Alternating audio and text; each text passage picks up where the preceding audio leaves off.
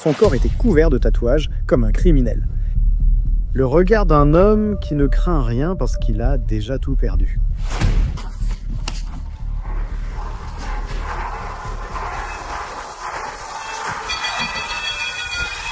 Alexandre Emelianenko. Il était quelque chose de bien plus dangereux, une bête déchaînée.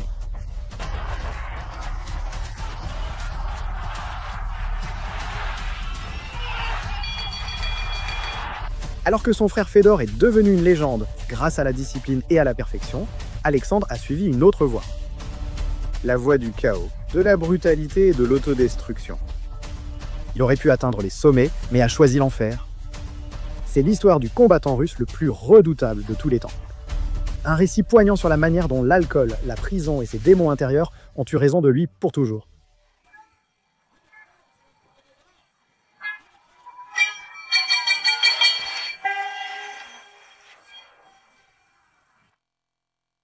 Alexandre est né le 2 août 1981 à Stary Oskol, une ville industrielle du sud-ouest de la Russie. Là-bas, l'hiver ne fait aucun cadeau et la pauvreté enseigne plus que n'importe quelle école. Son père était soudeur et sa mère enseignante en formation professionnelle. Ce n'était pas une famille riche, mais ils n'étaient pas faibles non plus. Ils ont élevé 3 fils dans un pays en ruine avec une règle silencieuse. Ici, on survit les poings serrés. Comme son frère Fedor, Alexandre a commencé à s'entraîner au sambo et au judo dès son plus jeune âge sous le système soviétique. Il était grand, fort, trop rapide pour sa taille, mais aussi indiscipliné, rebelle, explosif. Là où Fedor était concentration, silence et respect, Alexandre était combat, chaos et feu. À 12 ans, il se battait déjà dans la rue. Il a commencé à boire à 15 ans et s'est retrouvé en prison à 18 ans. La sentence était claire, presque 4 ans derrière les barreaux. À l'intérieur, il a appris à dominer, avec ses poings, son regard et ses tatouages. Parce que dans ce monde-là, la technique ne te garde pas en vie. La peur, oui. Quand il est sorti, ce n'était pas grâce à son propre mérite, mais grâce à son frère. Fedor Emelianenko, déjà une légende dans le Pride, a tiré des ficelles et a ouvert la porte au monde professionnel. Il lui a donné une chance, un chemin différent. Alexandre a accepté, mais pas pour suivre ses traces. Il est venu écrire sa propre légende, à coups de poing. Ses débuts étaient tout ce que les gens attendaient. Et plus encore. Alexandre Emelianenko n'est pas entré dans le arts martiaux mixte comme un débutant nerveux. Il est arrivé comme une bête en cage, remportant ses 3 premiers combats avec une domination totale.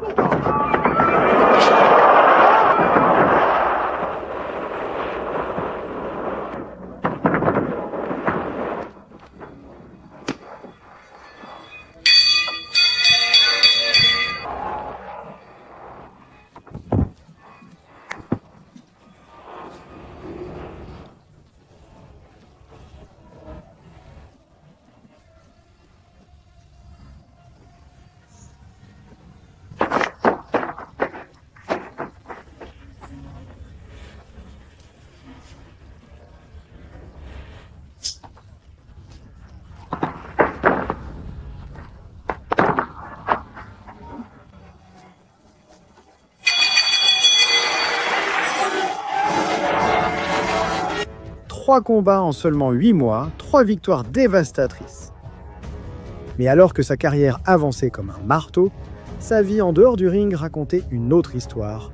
L'alcool était toujours là, les bagarres de rue aussi, et chaque fois qu'il disparaissait pendant des jours, qu'il avait des ennuis, qu'il revenait ivre ou plongé dans le chaos, Fedor était celui qui le sauvait. Encore et encore, comme un père, comme un frère, comme un bouclier qui refusait de le laisser sombrer dans l'obscurité. Et pourtant, Alexandre continuait d'avancer. Avec des coups, avec de la rage, avec des bouteilles. Et son prochain adversaire était un monstre. Fierté. Final Conflict 2004. Alexandre était invaincu, jeune, confiant, sauvage. Mais ce soir-là, face à lui, se tenait l'homme le plus redouté du circuit japonais. Mirko Cro Cop Filipović, une légende vivante, vétéran du K1, policier antiterroriste et détenteur de l'une des armes les plus brutales de l'histoire des sports de combat, son high kick gauche.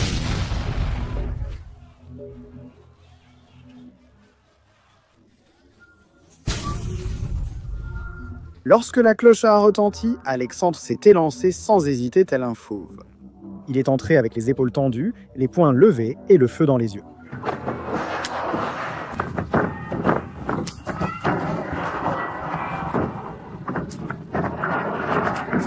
Il voulait du respect dès la toute première seconde. Cro Cop, aussi froid qu'à son habitude, a calmement reculé, imperturbable. Il savait que le Russe arrivait avec de la puissance, mais il n'avait aucune intention de l'arrêter. Il avait l'intention de le détruire. Alexandre a placé quelques coups, il a réduit la distance. Il a rugi, la foule l'a ressenti, il était venu pour la guerre, mais ensuite, le tournant.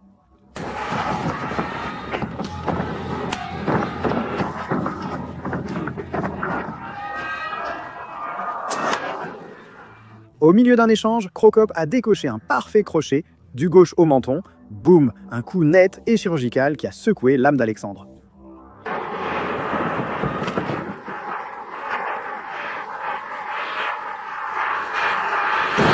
Le Russe a trébuché en arrière, il a perdu son équilibre, sa pression, son feu, et puis en un éclair, Mirko a prononcé la sentence. Un coup de pied gauche directement à la tête, violent, précis, mortel.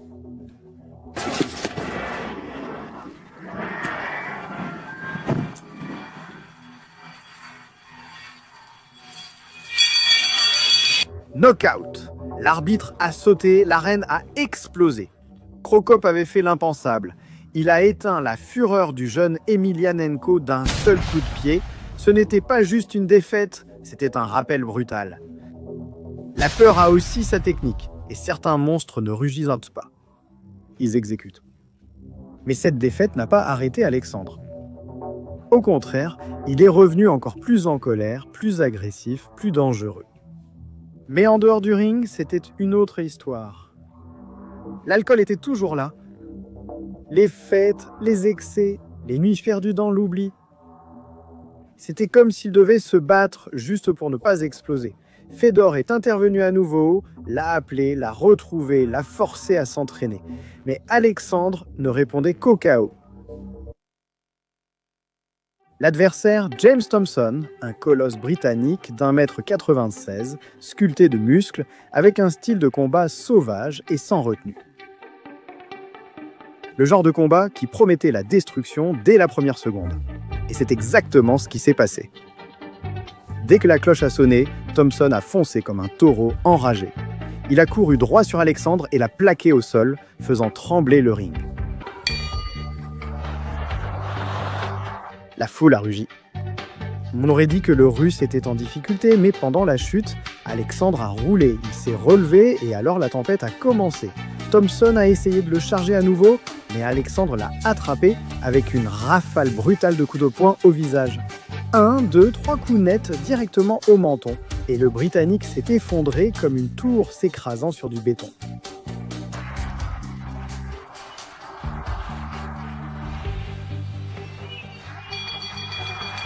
Mise knockout en 11 secondes. 11 secondes qui ont confirmé une chose. Alexandre était redoutable, même surpris.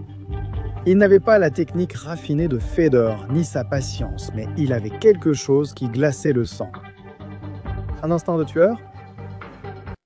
5 mois plus tard, Alexandre affronta un autre géant. Ricardo Moraes, un Brésilien de 2 mètres et 130 kilos, avec de l'expérience dans des tournois brutaux. Mais ce qui promettait d'être un choc de titans s'est transformé en exécution publique dès la première seconde. Alexandre a foncé en avant, sans analyse, sans respect, juste pour tuer.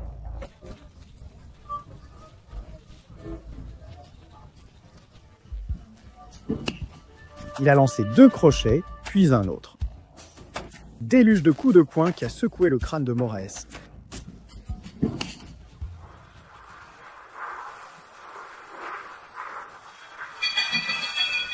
Il l'a mis knock-out en seulement 15 secondes. 15 secondes de pure fureur. 15 secondes pour faire tomber une montagne d'hommes. L'arène est devenue folle. Alexandre a parcouru le ring comme un prédateur qui venait de dévorer sa proie.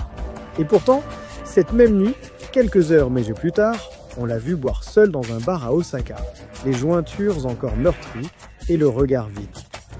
Alexandre ne parlait pas beaucoup. Il ne faisait pas de discours. Il ne faisait pas de promesses. Il entrait simplement sur le ring et détruisait tout ce qui se trouvait devant lui. Après avoir écrasé Ricardo Moraes, sa prochaine victime fut René Ruse, un grand et solide attaquant néerlandais avec une bonne expérience. Mais l'histoire était la même. Une fois de plus, Alexandre a été implacable. En seulement 28 secondes, Alexandre a déclenché une rafale de coups de poing au visage et au corps qui a forcé l'arbitre à intervenir.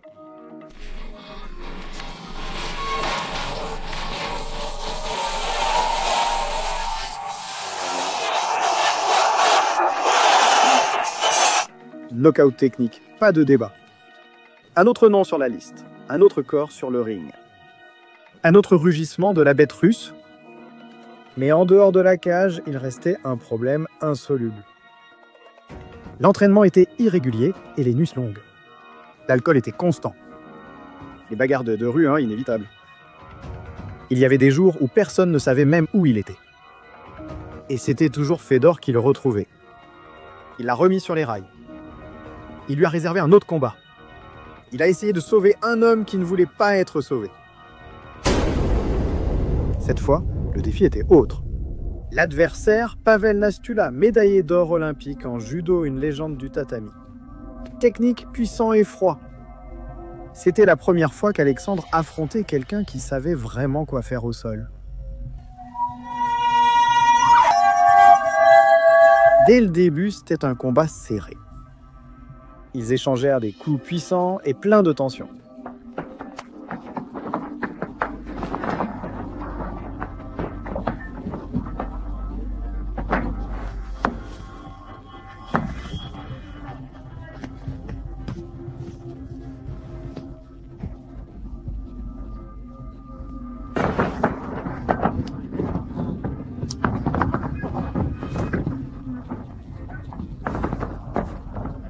Mais bientôt, Nastula l'a amené au sol et à partir de là, il a tout essayé.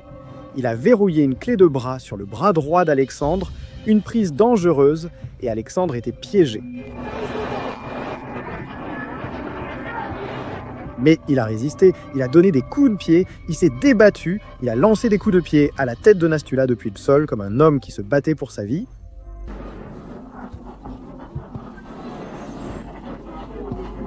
Le combat est retourné au sol, cette fois c'est Alexandre qui a verrouillé une clé Kimura, il a tordu, il a forcé, mais Nastula a tenu bon, la légende polonaise s'est défendue comme un mur de pierre. Et puis le moment est arrivé.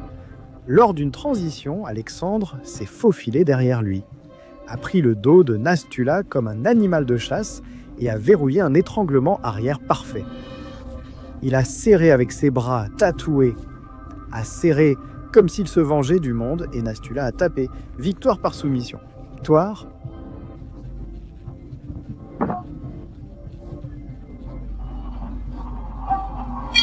Le combattant le plus brutal du circuit venait de soumettre un médaillé olympique. C'était un moment d'évolution. La bête ne se limitait plus à frapper. Il pouvait maintenant étrangler, mais les applaudissements furent brefs.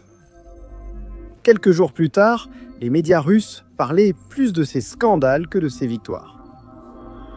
Alexandre avait été vu ivre à plusieurs reprises, impliqué dans des altercations, séchant les entraînements, allant même jusqu'à annuler des combats à la dernière minute sans aucune explication. Les rumeurs enflaient, bagarres de rue, dépendance, violence. Sur le ring, c'était un monstre. Mais hors du ring, il était un problème insoluble pour tous. À ce stade, Alexandre Emelianenko était connu dans toute la scène du combat, pas pour être le plus technique, pas le plus discipliné, mais pour être le plus dangereux, une bête qui est entrée pour tuer ou être tuée. Et le 5 mai 2006, lors de Pride Total Elimination Absolute, il affronterait un homme qui connaissait aussi le chaos. Josh Barnett, ancien champion de l'UFC, un combattant complet, technique, puissant, avec un menton d'acier et une tolérance à la douleur inégalée.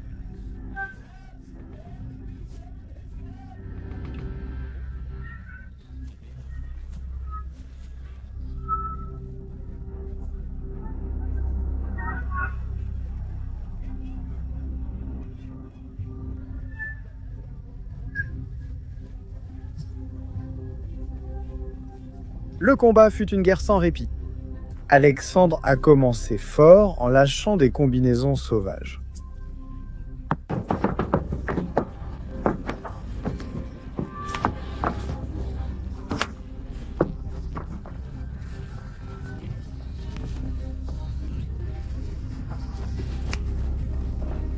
Crochet, genoux, des coups brutaux au visage qui ont fait chanceler Barnett dès les premières minutes.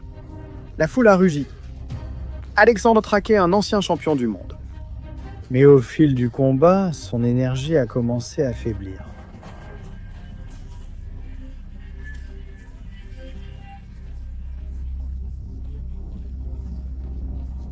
Ce style agressif et implacable, ça l'épuisait. Barnett a résisté, puis a cédé. Il s'est défendu, et puis il a commencé à riposter.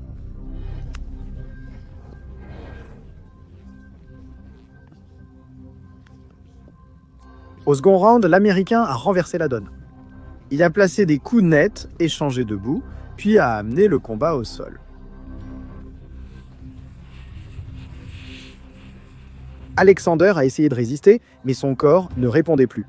Barnett a bougé, a transitionné et a verrouillé une clé de bras parfaite. Alexander s'est battu pendant quelques secondes, mais il n'avait pas le choix, il a tapé.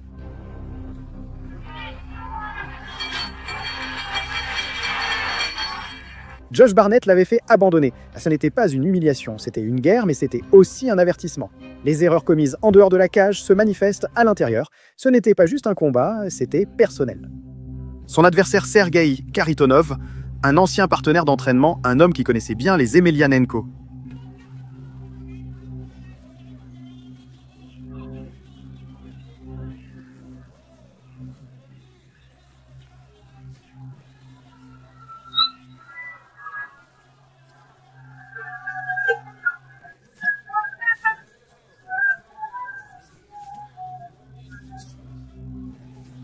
Il avait des comptes à régler, il y avait de la tension, de l'orgueil, de vieilles blessures jamais refermées quand ils se sont retrouvés sur le ring. Il n'y a pas eu de salutation, seulement de la violence.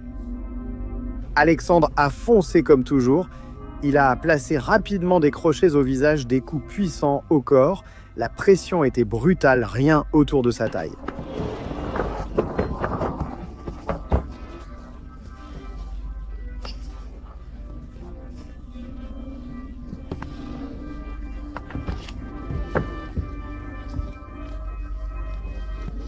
Mais Kharitonov a tenu bon.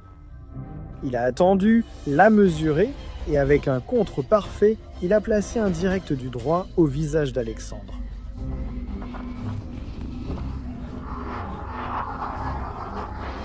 La bête s'effondre. Kharitonov a enchaîné avec du ground and pound, mais l'arbitre a arrêté le combat en raison d'un manque d'agressivité. Alexandre secoué, s'est relevé, brûlant de rage, puis il a trouvé son moment, un coup droit brutal au menton de Kharitonov.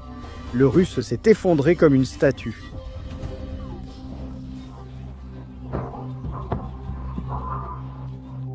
Alexandre a bondi, assénant des genoux violents au corps et à la tête.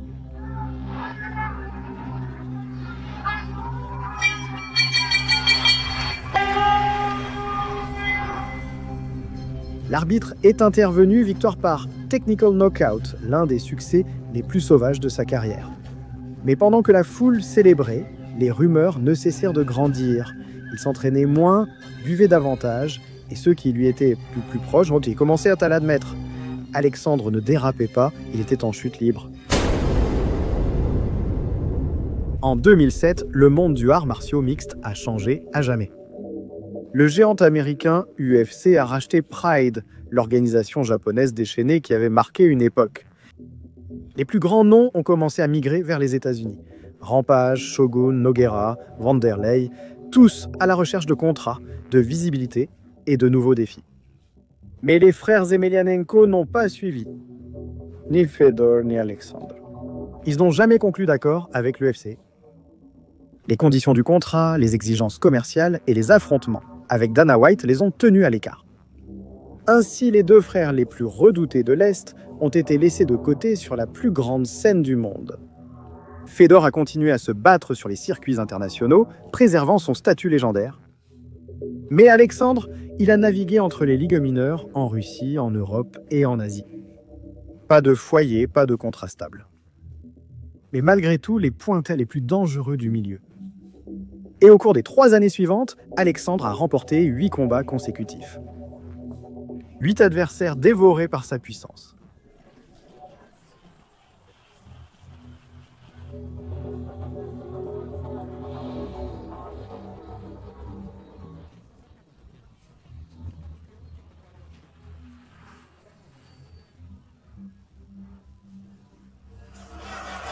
Il n'y avait pas de caméra HBO, pas de projecteur du Tokyo Dome, mais partout où Alexandre combattait, il y avait de la peur.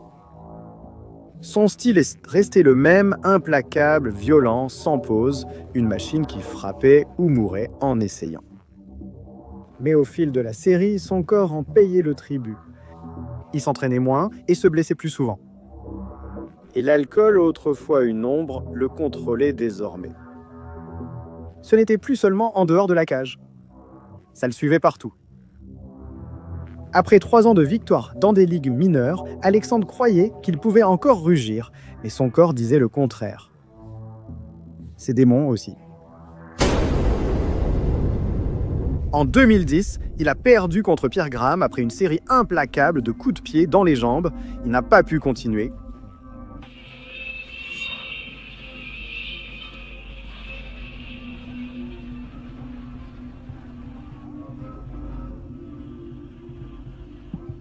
En 2011, Magomed Malikov l'a mis knock-out en 23 secondes d'un crochet du droit sauvage.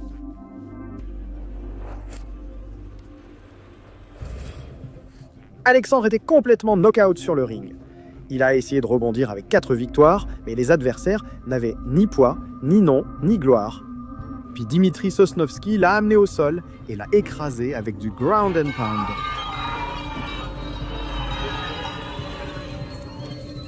Une autre défaite, un autre avertissement, mais le pire restait à venir. Peu de temps après, il a été accusé de viol, jugé, condamné et envoyé en prison. C'était la limite ultime. Fiodor, son frère, son guide et son bouclier, a rompu tous les liens. Il est mort pour moi. C'est ce que Fiodor a dit. Aucune hésitation, aucun pardon. Et ce jour-là, Alexandre a cessé d'être un Emelianenko. Il est devenu une ombre. En 2016, Alexandre est revenu, sorti de prison, de retour sur le ring. Et pendant un moment, il semblait vouloir la rédemption. Il a gagné quelques combats, mis knock-out des adversaires de bas niveau. Il a essayé de paraître propre, sobre, à s'entraîner de nouveau. Mais il n'était plus le même. Davantage d'explosivité, d'endurance et de but. Son corps gonflé. Ses réflexes lents, son visage vide. En 2022, une photo virale le montrait en surpoids, pâle, affaissé, les yeux cernés. Personne ne pouvait croire qu'il s'agissait du même homme qui, autrefois, répandait la terreur avec fierté. Il s'est encore battu quelques fois, il continuait à monter sur le ring, mais ce qui se tenait là n'était plus un combattant. C'était un souvenir, un écho, un survivant de lui-même. Alexandre Emelianenko était beaucoup de choses, une bête, une promesse, un problème. Il n'a jamais eu le contrôle, la discipline ou la paix de Fedor. Il était consumé par la rage, la puissance et une obscurité intérieure. Il aurait pu devenir une légende,